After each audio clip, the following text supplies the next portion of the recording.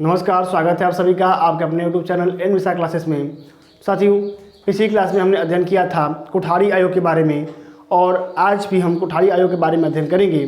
साथियों, पिछली क्लास में हमने कोठारी आयोग का गठन कैसे हुआ, कोठारी आयोग के गठन के क्या उद्देश्य थे, कोठारी आयोग ने अपना प्रतिवेदन कैसे दिया और उसके बाद कोठारी आयोग के सुझाव क्या क्या थे, इसका हमने अध्ययन किया था। और सुझाव क्रम में आज हम अध्ययन करेंगे कि कोठारी आयोग ने प्रशिक्षण संस्थाओं हेतु क्या सुझाव दिए हैं और कृषि शिक्षा हेतु क्या सुझाव दिया है, शैक्षिक अवसरों की समानता हेतु क्या सुझाव दिया है, स्त्री शिक्षा हेतु क्या सुझाव दिया है, इसके बाद विज्ञान की शिक्षा हेतु क्या सुझाव दिया है। उन्होंने स्त्री शिक्षा तो हमने भी बताया और शिक्षण में सुधार करने के लिए उन्होंने क्या सुझाव दिए हैं, इन्हीं सब की हम चर्चा करेंगे।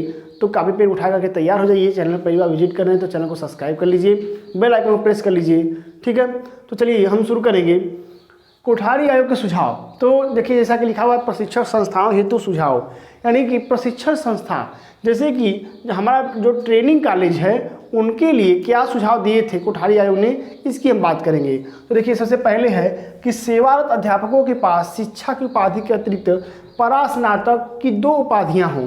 यानी उन्होंने कहा कि जो टीचर हैं क्या कर रहे हैं, वह टीचिंग कर रहे हैं ट्रेनिंग कॉलेजों में, जैसे कि बीएड ट्रेनिंग कॉलेज हुआ, उसके बाद डीएलएड ट्रेनिंग कॉलेज हुआ, प्रशिक्षण संस्थान जैसे कि बीएड है, एमएड है, डीएलएड है, डीएड है, ये सभी जो कोर्सेज हैं ये सब क्या प्रशिक्षण संस्थान के अंतर्गत आते हैं। तो ये प्रशिक्षण संस्थानों के अंतर्गत जो भी शिक्षक हैं उनके पास डबल एमए की डिग्री हो। आज भी असिस्टेंट प्रोफेसर के लिए आप फॉर्म भरेंगे, आप एमएड हैं, ठीक है, आपके पास मास्टर डिग्री एजुकेशन में है, इसके बाद भी एक विषय से पीजी मांगता है, कहता है कि एक विषय से क्या आपका एमए हो। ठीक है, यानी कि एक ये हो गया, एक ये हो गया, 2 विषय से वहाँ पे पीजी मांगता है असिस्टेंट प्रोफेसर के फॉर्म भरने के लिए।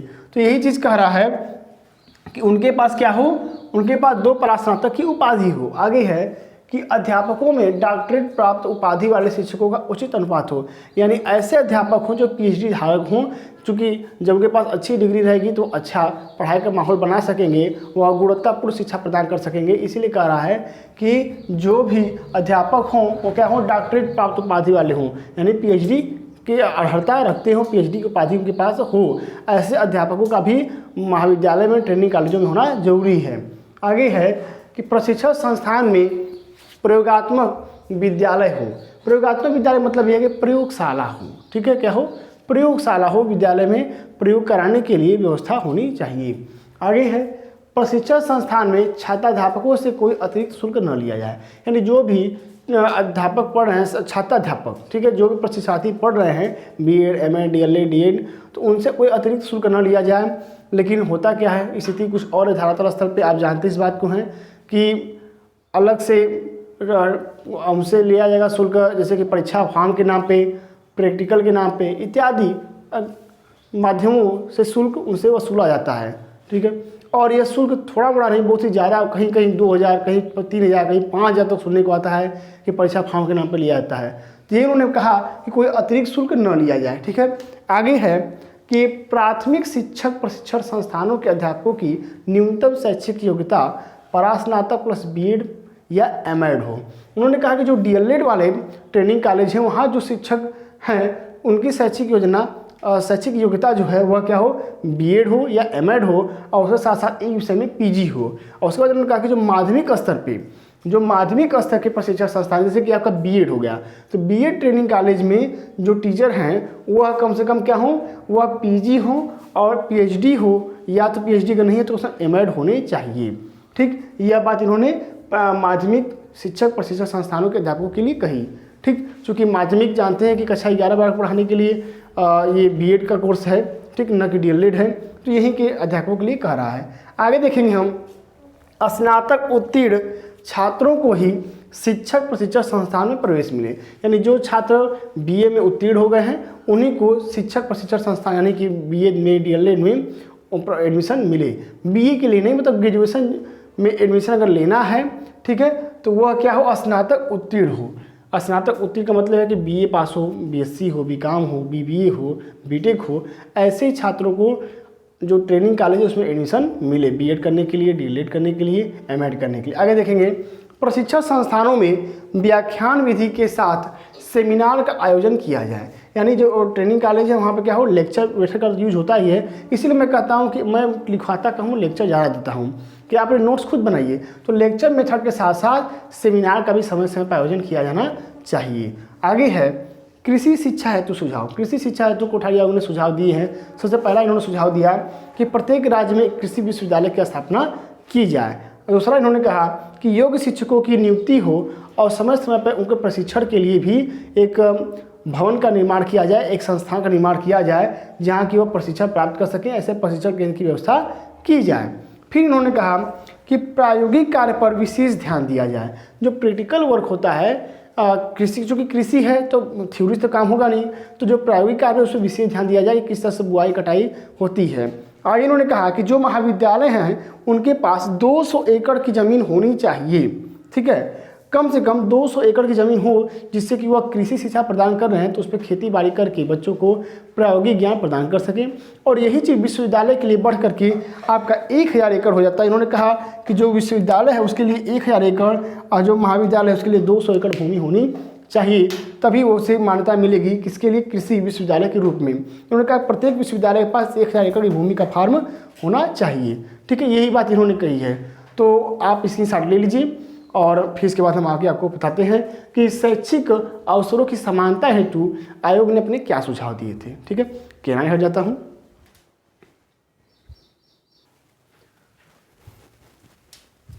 इसके साथ हो गया होगा। चलिए समझते हुए चलेंगे कि चीज़ों को हम। और बस आपका इसके बाद राष्ट्रीय शिक्षा नीति है और राष्ट्रीय शिक्षा नीति के बाद राष्ट्रीय शिक्षा नीति 1992 और राष्ट्रीय शिक्षा नीति 1986। इसके बाद आपका NCF है। NCF 2005 में पढ़ेंगे और इसी के साथ ये आपका समाप्त हो जाएगा। तो मुझे उम्मीद है कि लगभग 3 क्लास और चलेंगी और 3 क्लास में आपकी ये पूरी जो पेपर है आपका पूरा ये अपना समाप्त हो जाएगा। ठीक है, तो निश्चिंत रहें, कोई दिक्कत नहीं है। यहाँ प्रशिक्षण संस्थान हटा देंगे हम और यहाँ पे कर लेंगे अब हम कि शैक्षिक अवसरों। ठीक है, शैक्षिक अवसरों। ठीक है, शैक्षिक अवसर हेतु सुझाव। ठीक, इन्होंने कहा कि शैक्षिक अवसरों की हम यहाँ पे समानता बल्कि कर लेंगे तो ठीक लगेगा। ठीक है, क्योंकि ये शैक्षिक अवसर की समानता की बात की इन्होंने, तो शैक्षिक अवसरों की समानता हेतु सुझाव। शैक्षिक अवसरों की समानता हेतु सुझाव। इसको भी खत्म होना था। चलिए, इन्होंने देखे शैक्षिक अवसरों की समानता हेतु क्या सुझाव दिए हैं, इसको हम समझेंगे। इन्होंने सबसे पहले कहा, आप नोट करते हुए चलेंगे और मैं समझा रहा हूँ। ठीक, इन्होंने सबसे पहले कहा कि जो प्राथमिक शिक्षा है वह क्या हो, निःशुल्क हो। ठीक है, प्राथमिक शिक्षा क्या हो, बिल्कुल ही निःशुल्क हो। ठीक है, इसके बाद इन्होंने कहा दूसरे नंबर पे कि पाठ्य पुस्तकें निःशुल्क प्रदान की जाएं। ठीक, दूसरे नंबर पर इन्होंने कहा कि जो पाठ्य पुस्तकें हैं वह क्या हो, वो निःशुल्क प्रदान की जाएं सबको। और इसके बाद इन्होंने तीसरे नंबर पर कहा कि जो पुस्तकालय है विद्यालयों में उसमें क्या हो, उसमें पर्याप्त मात्रा में पुस्तकें उपलब्ध हों बच्चों को पढ़ने के लिए। तो पहला क्या था कि प्राथमिक व्यवस्था क्या हो, प्राथमिक शिक्षा की व्यवस्था निःशुल्क हो, यानी प्राथमिक शिक्षा सबको बिना शुल्क के मिले। उसके बाद उन्होंने कहा कि पाठ्य पुस्तकें जो हैं वह क्या हो, निःशुल्क सबको प्रदान की जाएं। और तीसरे नंबर पर इन्होंने कहा कि जो भी पुस्तकालय हैं उसमें पर्याप्त मात्रा में पाठ्य पुस्तकें उपलब्ध रहें। इसके बाद इन्होंने कहा कि जो प्रतिभाशाली बालक हैं उनको शिक्षण सामग्री खरीदने हेतु सहायता प्रदान की जाए। जैसे मान लीजिए वो गरीब वर्ग से आते हैं तो उनको क्या किया जाए, प्रतिभाशाली बालक है, गरीब वर्ग से उनके पास किताब खरीदने का पैसा नहीं है तो उनको सामग्री खरीदने में सहायता प्रदान की जाए। ठीक, इसके बाद इन्होंने कहा कि जो गरीब छात्र हैं उनको छात्रवृत्ति की व्यवस्था मिले। किसकी व्यवस्था, छात्रवृत्ति की व्यवस्था उनको प्रदान की जाए जिससे कि वो शिक्षा से वंचित न हो, शिक्षा की पहुँच सबके तक हो सके। उसके बाद इन्होंने कहा कि जो भी छात्र प्रतिभाशाली हैं, ठीक है, योग्य हैं, ऐसे 18% छात्र, कितने, 18% छात्रों को माध्यमिक स्तर पे, ठीक है, 18% छात्रों को माध्यमिक स्तर पे छात्रवृत्ति मिलनी चाहिए। ऐसा किसने कहा, ऐसा कोठारी आयोग ने अपने शैक्षिक अवसरों की समानता हेतु सुझाव में कहा।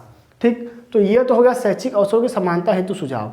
अब हम बात करेंगे स्त्री शिक्षा हेतु कोठारी आयोग ने क्या सुझाव दिए हैं। स्त्री शिक्षा हेतु कोठारी आयोग ने वही सुझाव दिए हैं जो विश्वविद्यालय शिक्षा आयोग ने स्त्री शिक्षा हेतु सुझाव दिए हैं। तो वहाँ पर जाकर के देख लीजिएगा कि विश्वविद्यालय शिक्षा आयोग ने क्या सुझाव दिए हैं स्त्री शिक्षा के लिए। ठीक, तो अब हम बात करेंगे कि हम अब एक चीज़ और छूट गया, हम क्या बता रहे थे आपको, हाँ ये वाला कि विज्ञान की शिक्षा, हाँ ये चीज़ छूटा हुआ है, विज्ञान की शिक्षा हेतु उन्होंने क्या सुझाव दिए हैं। तो यहाँ हो जाएगा विज्ञान शिक्षा हेतु सुझाव।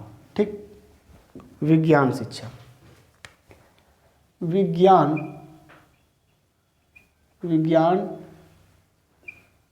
शिक्षा हेतु सुझाव। ठीक, देखिए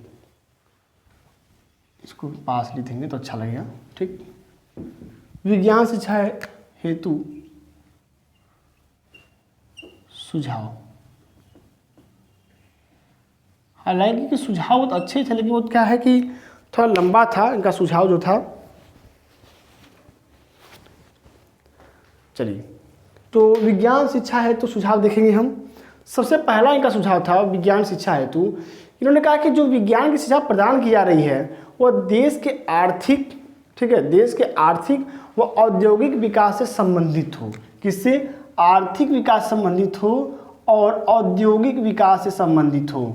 ठीक, क्योंकि देश की अर्थव्यवस्था को ध्यान में रख कर, कहने का मतलब यह है कि देश की अर्थव्यवस्था को ध्यान में रख करके ही जो विज्ञान की शिक्षा है, तकनीक की शिक्षा है, वह प्रदान की जाए कॉलेजों में। ठीक, इसके बाद इन्होंने कहा कि जो विज्ञान और गणित के पाठ्यक्रम हैं इनमें समय समय पर संशोधन किए जाने चाहिए।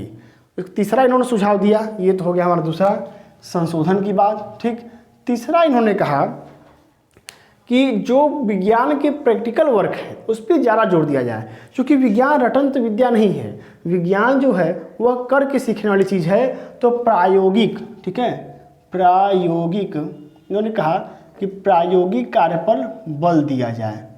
ठीक, कार्य पर बल देने की इन्होंने बात कही। इसके बाद है इन्होंने कहा कि प्रत्येक महाविद्यालय जो हो, विज्ञान की जो क्लास हो वो सुसंगठित हो, सुसज्जित हो, व्यवस्थित हो। ठीक है, और उसमें प्रयोगशाला की व्यवस्था हो, क्योंकि विज्ञान प्रयोग का विषय है तो उसमें प्रयोगशाला की व्यवस्था हो। सुसज्जित सुसंगठित का मतलब यह है कि जो क्लासेस हैं उसमें क्या हो, नक्शे टंगे हों, उसका चार्ट लिखा हो, जो भी आवश्यक चीज़ें हैं, फार्मूला है, वह लिखा होना चाहिए। ऐसा इस कोठारी आयोग ने विज्ञान शिक्षा की सुझाव हेतु अपने सुझाव दिए हैं। ठीक है, विज्ञान शिक्षा के सुझाव हेतु यही उन्होंने सुझाव दिया कि प्रायोगिक कार्य पर बल दिया जाए। ठीक, आर्थिक व औद्योगिक विकास के अनुरूप शिक्षा प्रदान की जाए। ठीक है, यही सब इन्होंने कहा। और उसके बाद इन्होंने कहा कि जो अंतर्राष्ट्रीय ख्याति प्राप्त वैज्ञानिक हैं उनको भी कभी कभी बुला करके सेमिनार आयोजित किया जाए, उनको भी बुला करके यहाँ पर शिक्षण कार्य कराया जाए।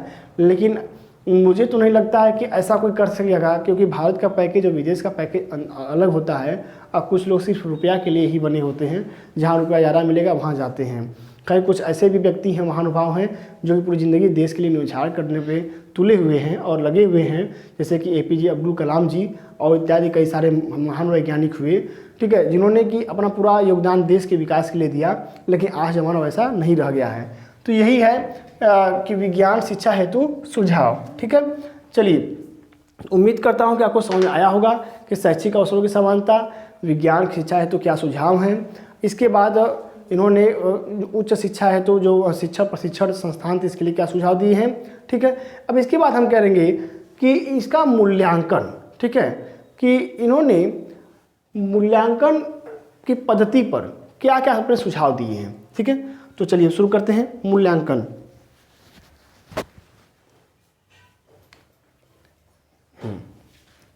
मूल्यांकन हेतु सुझाव।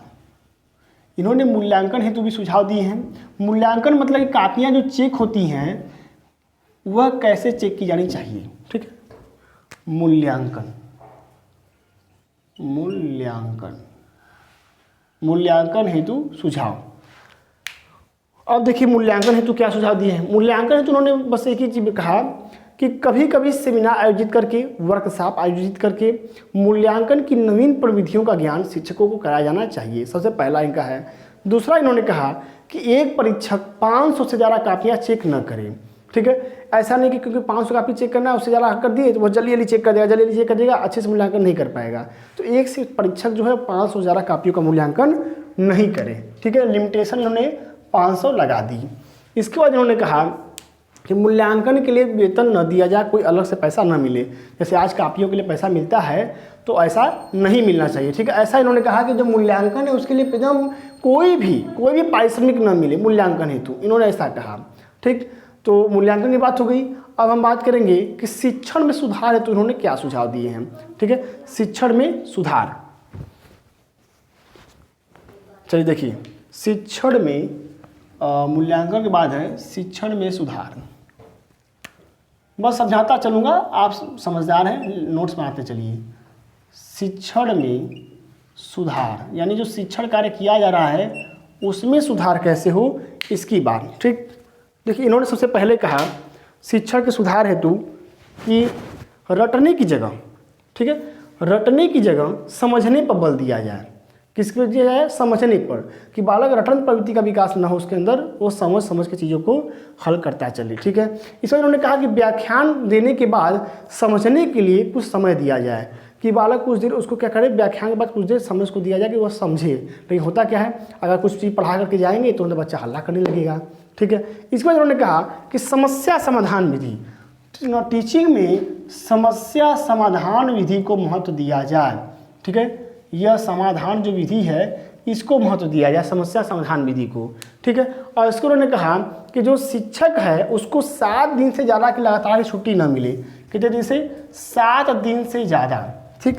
7 दिन से ज़्यादा की छुट्टी टीचर को न मिले लगातार के लिए। और उसके बाद उन्होंने कहा कि जब शिक्षण कार्य शुरू हो रहा है, जब संस्था चल रही है, तो किसी भी शिक्षक को शिक्षण संस्था छोड़ करके जाने की अनुमति न है। पहले उसे बांड भरवा लिया जाए कि आप इस जुलाई से लेकर के आप अप्रैल से लेकर के अगले अप्रैल तक हमारे यहाँ कार्य करते रहेंगे, ठीक है, बीच छोड़ के नहीं जाएंगे। इससे क्या होता है कि जो शिक्षक है वो अगर बीच छोड़ के चला जाएगा तो शिक्षण कार्य बाधित होता है, ठीक। तो शिक्षण कार्य बाधित न हो इसके लिए शिक्षक जो आया है वह क्या रहे, वह पूरे सत्र तक विद्यालय में मौजूद रहे, ठीक है। ऐसी व्यवस्था की जानी चाहिए, ऐसा इन्होंने कहा।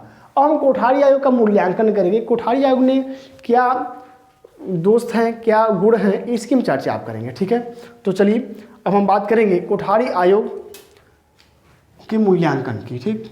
अब सब चीज़ें ख़त्म हो गई, सारी चीज़ें मैंने एक चीज़ आपको बता दी है जो महत्वपूर्ण है। अब हम इसके मूल्यांकन की बात करेंगे कि कोठारी आयोग की क्या योगदान है, मूल्यांकन, ठीक है।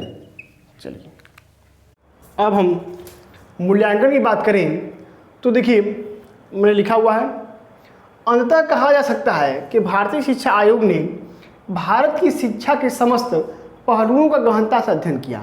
समस्त पहलुओं का गहनता से अध्ययन करने का तात्पर्य यह है कि जो भारतीय शिक्षा आयोग था इसने हर एक चीज़ को बारीकी से देखा। स्त्री शिक्षा, विज्ञान शिक्षा, शिक्षक प्रशिक्षण संस्थान, ठीक है, इत्यादि मूल्यांकन इत्यादि पहलुओं पर बहुत ही गहनता से क्या किया, उसने अध्ययन किया और अपने सुझाव प्रदान किए। इसके बाद कह रहा है कि इन सुझावों के आधार पर सरकार ने 1986 में स्वतंत्र भारत की पहली शिक्षा नीति का क्या किया, घोषणा किया। यानी इसने कहा कि पूरे देश स्तर पे एक शिक्षा नीति की आवश्यकता है, तो इसी को ध्यान में रखते हुए सरकार ने क्या किया, 1986 में पहली राष्ट्रीय शिक्षा नीति की घोषणा की देश के लिए। और शिक्षा को उसने पहले ही कहा था, मैंने बताया था पिछली क्लास में, शिक्षा को उसने कहा कि शिक्षा को राष्ट्रीय महत्व का विषय घोषित किया जाना चाहिए, और ठीक यही हुआ। इसके सुझाव को मान करके सरकार ने शिक्षा को राष्ट्रीय महत्व का विषय मान लिया और राष्ट्रीय शिक्षा नीति की घोषणा की। देश के विकास पर सर्वाधिक बल दिया गया, यानी कि कोठारी आयोग के सुझाव के बाद देश के विकास पर बल दिया गया। और कैसे दिया गया, शिक्षा में औद्योगिकरण, व्यवसायीकरण को ला करके, जिससे औद्योगिकरण को एक नई दिशा मिली और आर्थिक विकास हुआ। शिक्षा में औद्योगिक और व्यवसायिक शिक्षा को बढ़ावा मिला, जिससे हमारा देश आर्थिक प्रगति के पथ पर अग्रसर हुआ, ठीक है। तो इस तरह से आप कोठारी आयोग आज पूरा अच्छे से समझ लीजिए। जो चीज़ें न समझ आई हो कमेंट करके मैं जरूर बताएं। अच्छा लगे क्लास तब भी कमेंट करके बताएं हमें, और वीडियो को लाइक करना बिल्कुल न भूलें। क्लास को शेयर करते रहिए। मिलते हैं हम अगली क्लास में राष्ट्रीय शिक्षा नीति 1986 के साथ, ठीक है। तो इसी के साथ मैं आपसे विदा लेता हूँ। धन्यवाद।